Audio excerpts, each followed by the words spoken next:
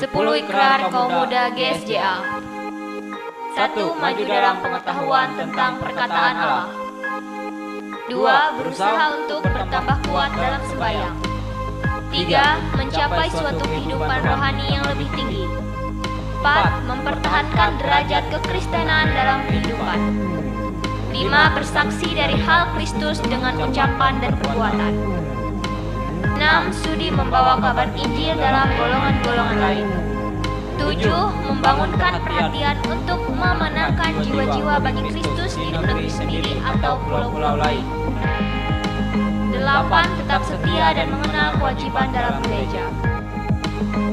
9. Sukarela menolong pekerjaan Tuhan dengan uang. 10. Mempergunakan tiap waktu dengan senang untuk Tuhan.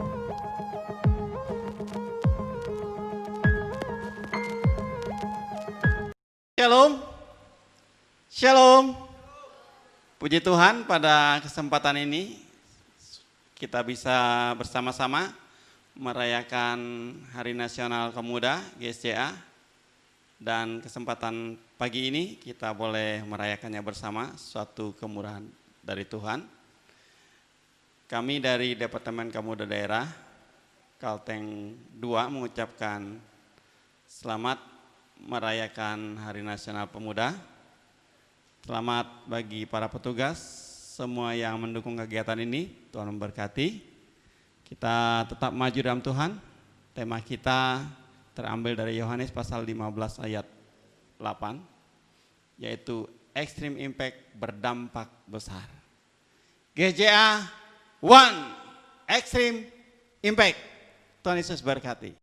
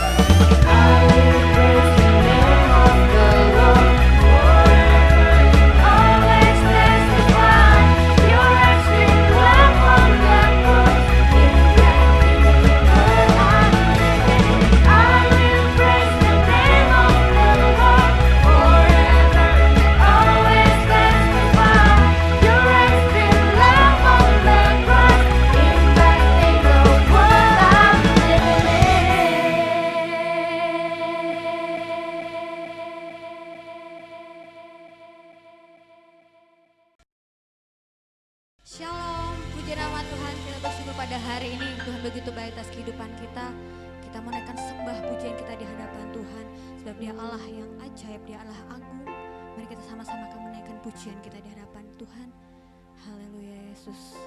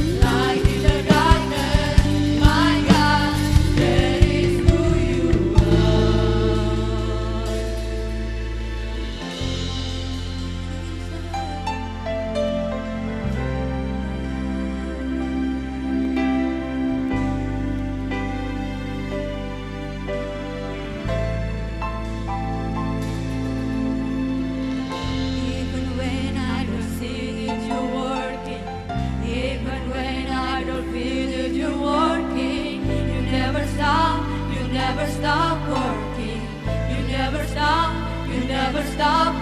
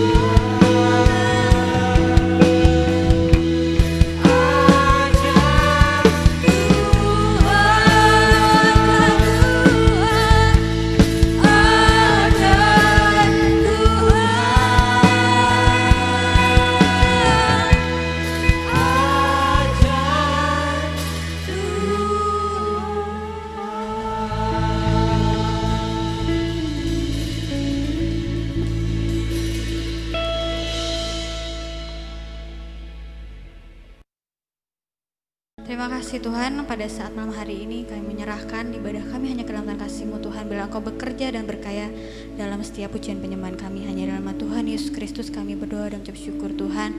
Haleluya, amin.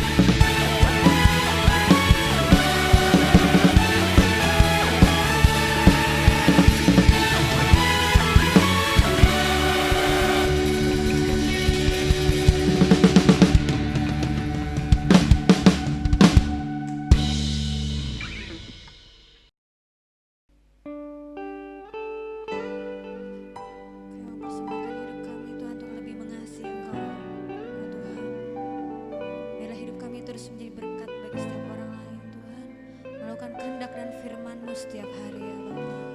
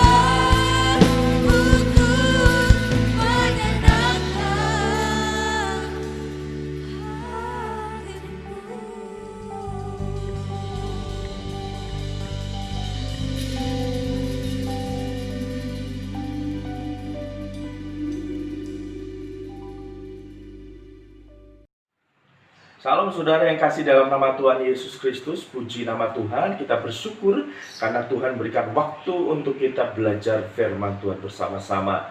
Dan tema firman Tuhan pada saat ini adalah extreme impact yang akan diambil di dalam Yohanes pasal 15 ayat yang ke-8. Demikian firman Tuhan.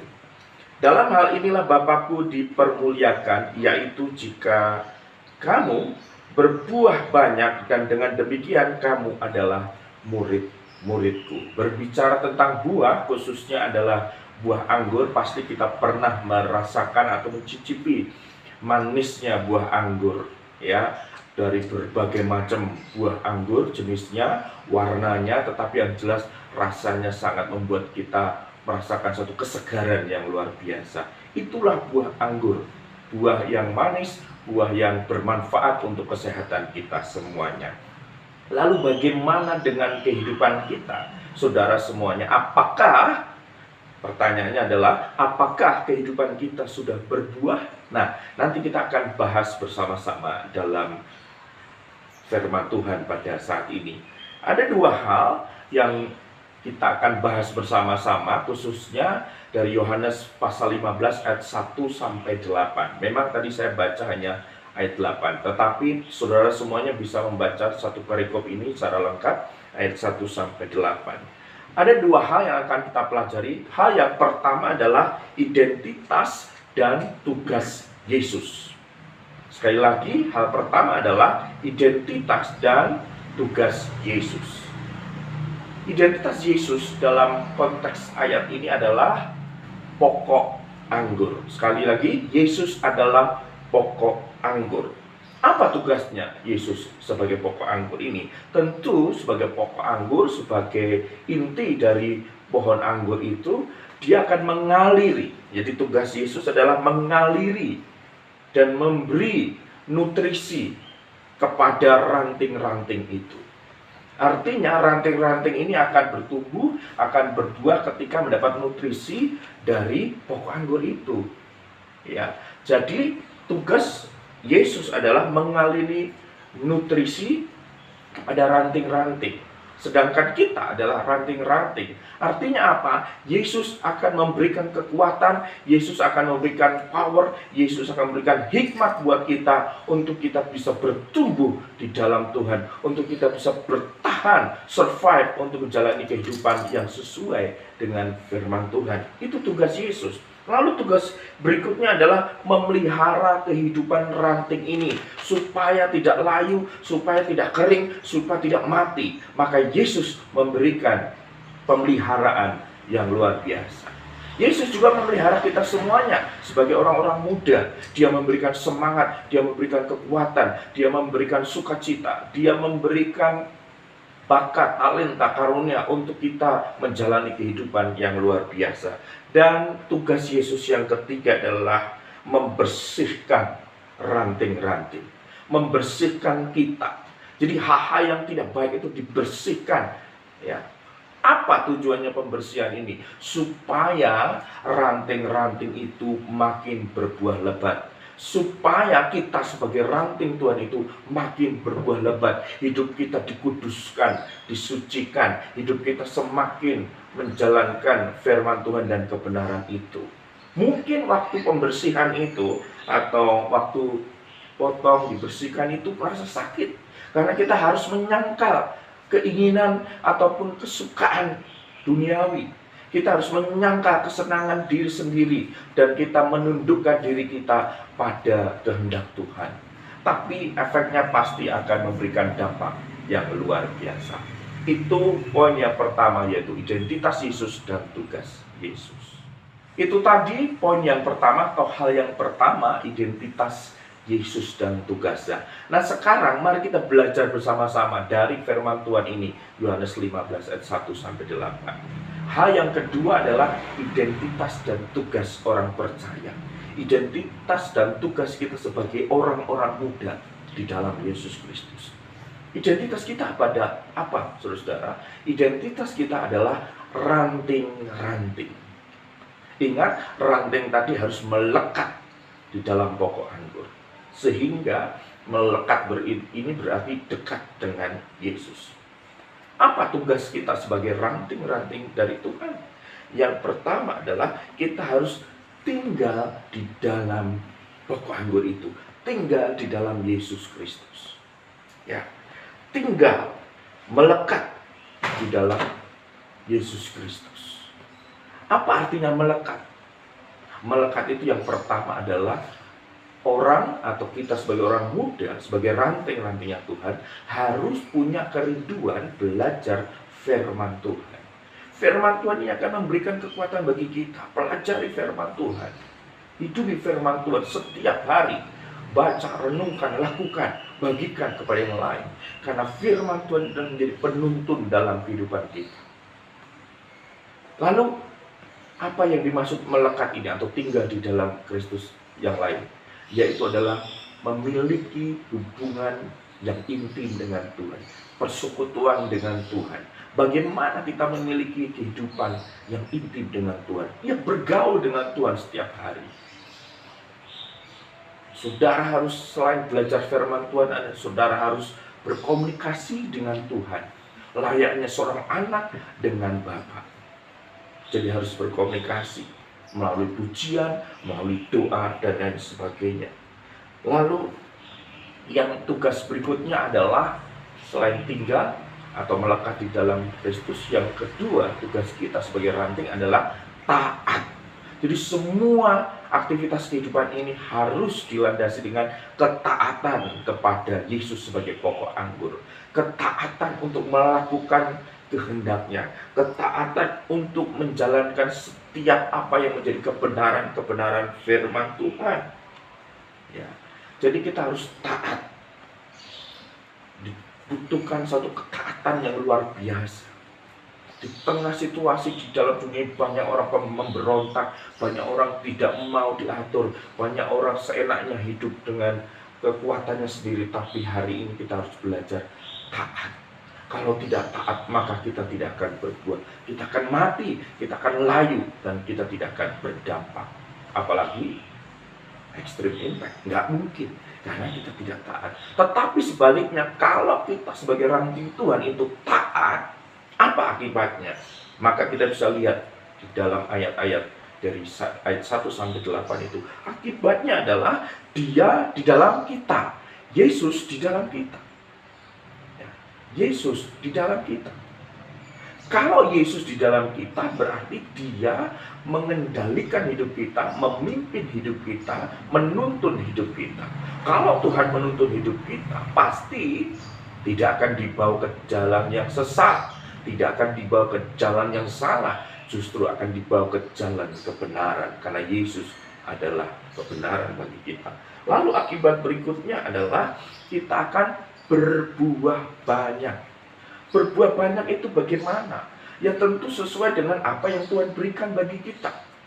Apakah bakat kita, talenta kita? Ada yang bisa bermain musik, ada yang bisa menulis, ada yang bisa menari dan seterusnya. Itu dikembangkan, berbuah di situ. Ada yang pintar pengelolaan keuangan, dia akan maksimal di situ.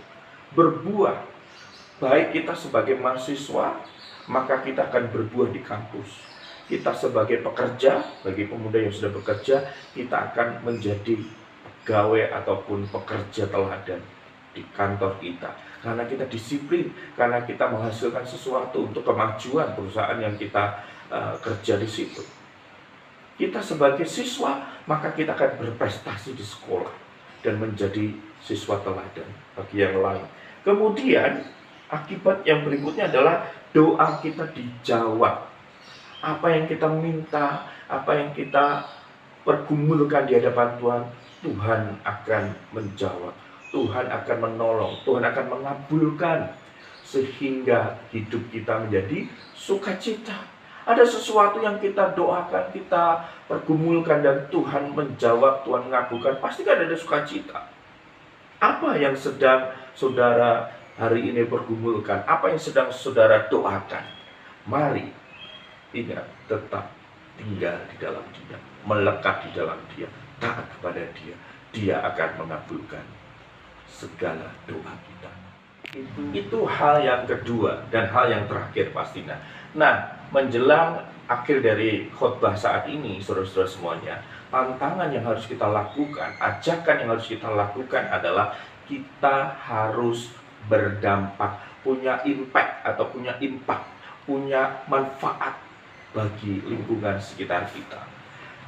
Berdampak di sini adalah bisa dilihat dari bagaimana kita menjalani kehidupan ini, bagaimana kita bertutur kata, bagaimana kita menjalani dalam hal perilaku, gaya hidup kita.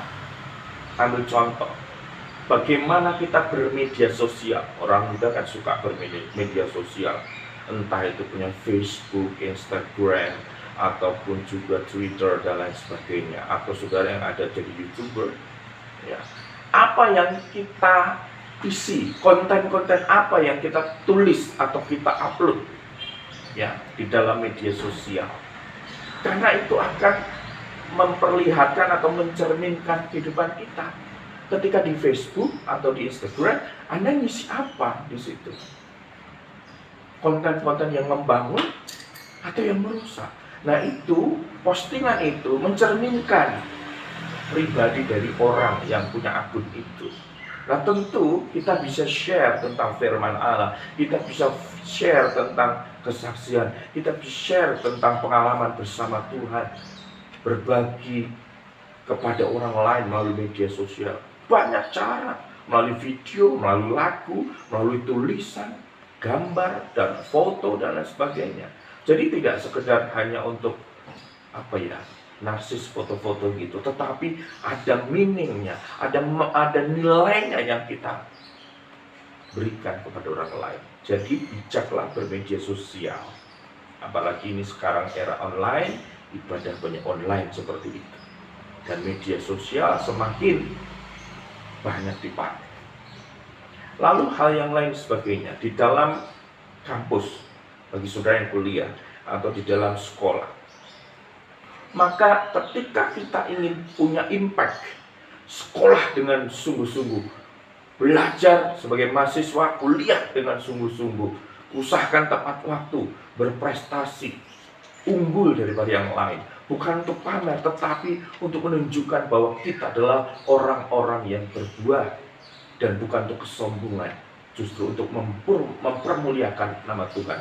Karena dikatakan ayat 8 tadi, Bapamu dipermuliakan kalau kita berbuah. Ya, jangan bangga kalau kuliah S1 kok lama sekali, 8 tahun, 10 tahun.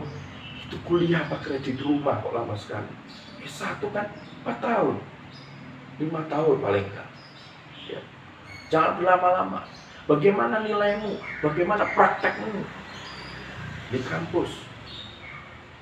Kita harus menjadi inspirasi buat orang lain. Bagaimana kehidupan kita di sekolahan? Suka bolos? Suka bikin huru-hara? Provokator? Atau gimana? Suka berontak? Ikut anarki? Tidak perlu. Itu bukan berbuah. Tapi itu akan membusukkan orang itu sendiri. Maka selain dalam kehidupan kita, pendidikan kita, lalu teman-teman saudara yang sudah bekerja, kerjalah dengan sungguh-sungguh, tepat waktu, hasilkanlah hasil yang baik dalam pekerjaanmu. Kalau engkau sebagai akuntan, ya catatlah, jangan korupsi, jangan menggelapkan uang. Kalau engkau sebagai direktur, kalau engkau sebagai pimpinan, jadilah pemimpin yang melayani. Pemimpin yang hamba, bukan otoriter, bukan diktator semena-mena. Kalau kita sebagai pegawai, jangan jadi bad employee, tapi jadilah pegawai yang baik, yang berprestasi. Apalagi kalau kita bekerja di perusahaan yang umum, artinya bukan perusahaan Kristen, tapi perusahaan umum di mana berbagai macam orang-orang latar belakang yang beragam, kita harus menjadi berkat. Dalam hal mengasihi, dalam hal mencintai orang lain, mempedulikan orang lain, dan dalam hal yang lain berprestasi. Ini banyak hal, inilah yang harus kita tingkatkan. Kalau mau punya extreme impact, ya kita harus ekstrim. Dalam arti ekstrim itu meningkatkan kapasitas kompetensi kita dengan sungguh-sungguh. Kemudian kalau di dalam lingkungan gereja kita, saudara pasti bergereja, saudara pasti melayani Tuhan. Ya kembangkan karunia yang Tuhan berikan. Ada orang karunianya mungkin menyembuhkan. Tingkatkan itu. Karunianya mengajar. Perdalam pengajaran. Banyak belajar tentang hal-hal yang bisa diajarkan. Banyak belajar dari Alkitab, dari buku-buku rohani, dari situs-situs rohani. Yang itu akan membuat kita semakin menjadi pengajar yang handal, pengajar yang unggul, yang bisa memberikan impact buat orang lain. Kita sebagai pengkhotbah, berkhotbahlah dengan kuasa Roh Kudus. Sungguh-sungguhlah, persiapkan firman Tuhan dengan sungguh-sungguh. Ajari jemaat, ajari saudara yang lain untuk menggali firman Tuhan dan menerapkan firman Tuhan. Nah, saudara-saudara dikasih dalam nama Tuhan Yesus, berbuah itu merupakan kualitas dari karakter seorang murid Kristus. Tabiat Kristus benar-benar ada di dalam dirinya. Itu berbuah. Maka kalau saudara ingin berdampak, punya impact, berbuahlah di dalam Tuhan. Kembangkan karakter. Karakternya apa? Ya seperti Kristus. Yesus itu karakternya apa? Mengasihi. Mengasihi orang lain. Jangan hanya mengasihi orang yang Kristen saja, tapi kasihlah semua orang. Bahkan orang yang memusuhi kita harus kita kasihi. Jadilah pembawa damai bagi kehidupan bermasyarakat bersama-sama. Lalu kembangkan karakter yang lain, mengampuni, mengasihi, mengampuni, kemudian sabar, ya, lemah lembut dan lain sebagainya. Banyak hal yang harus kita kembangkan. Kalau kita menjadi pelaku-pelaku karakter Kristus, maka dunia ini akan diwarnai dengan karakter-karakter ilahi. Dampaknya akan luar biasa. Yesus dipermuliakan dan banyak orang akan tercengang, bahkan bisa percaya pada Yesus Kristus. Maka dalam rangka Hari Nasional Harnas ini, kita harus meningkatkan kembali, mengupgrade kehidupan kita. Ya, yang mengupgrade memang Tuhan. Kita minta kuasanya supaya Tuhan yang memberikan, menyuntik nutrisi, mengupgrade kehidupan kita, memberikan kekuatan kita untuk bisa berbuah, dan kita harus taat apa yang menjadi kehendak Tuhan. Maka menutup khotbah saat ini, mari kita maju terus. Ya, hiduplah, tinggallah di dalam Kristus. Belajar firman Tuhan dengan sungguh-sungguh. Bersekutulah dengan Tuhan. Bersekutulah dengan saudara-saudara sesama di dalam gereja. Ya, dan berdoalah dengan kuasa. Maka kita akan berdampak. Nama Yesus sekali lagi dimuliakan. Kita menjadi berkat buat orang lain. Selamat untuk kita semuanya, dan tetap bangkit, maju terus di dalam Yesus Kristus. Puji Tuhan, Tuhan memberkati kita. Mari kita akan berdoa terlebih dahulu. Terima kasih Tuhan untuk firman Tuhan yang kami pelajari pada saat ini. Kami secara manusia terbatas, kami mohon Roh Kudus untuk menyempurnakan pengetahuan kami, pengertian kami akan firman ini, sehingga kami bisa melakukannya, membagikannya. Kami menjadi pelaku-pelaku firman yang berdampak, menjadi pelaku firman yang berbuah lebat di dalam kehidupan kami, baik kami sebagai pekerja, kami sebagai mahasiswa, kami sebagai siswa, atau kami yang sudah berkeluarga, keluarga muda. Biarlah Tuhan akan menuntun kami, memberkati kami, mengupgrade hidup kami, dan kami maju melesat, menerobos setiap tantangan, dan membawa terang Allah bagi dunia ini. Terima kasih Tuhan, kami bersyukur buat firman Tuhan pada saat ini. Dalam nama Yesus Kristus, kami berdoa dan ucap syukur. Haleluya. Tuhan Yesus memberkati kita semuanya. Amin.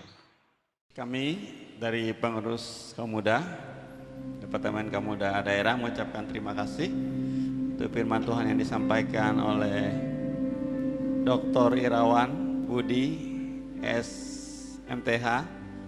Beliau ini adalah seorang dosen, dia penyiar radio Surakarta, Immanuel Surakarta, dan dia juga adalah penulis buku.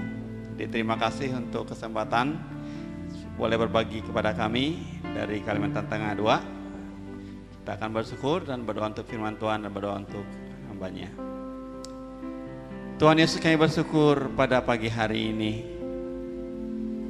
Kami telah mendengarkan kebenaran firman Tuhan, di mana firman Tuhan mengajarkan kami supaya kami menjadi orang yang berdampak besar di tengah-tengah lingkungan kami. berdampak besar di dalam pekerjaan kami, berdampak besar di tengah-tengah pendidikan kami, berdampak besar di tengah-tengah keluarga kami, berdampak besar bagi gereja kami ya Tuhan. Terima kasih untuk kebenaran firman Tuhan yang kami dengar. Berkati hamba-Mu yang sudah membagikan kebenaran firman Tuhan ini.